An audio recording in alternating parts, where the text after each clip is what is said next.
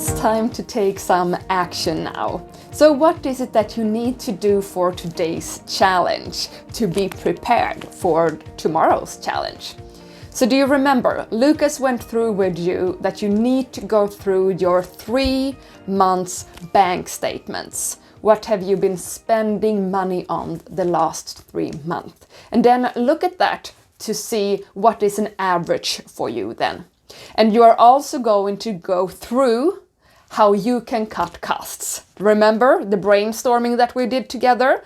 And then you can look at that, those two.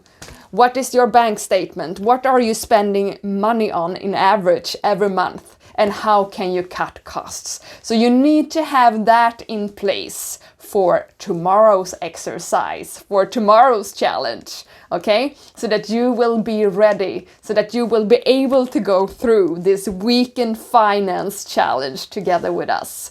Really looking forward to this challenge and to work together with you and, make you ready for 2021 and everything that you might, need to do, be able to achieve. So let's start. Let's climb that mountain. And no, it can be scary, but we are all doing this. And it's going to make a difference for you. And that is what matters. It's so important to know your finances. Good luck with the exercise for tomorrow.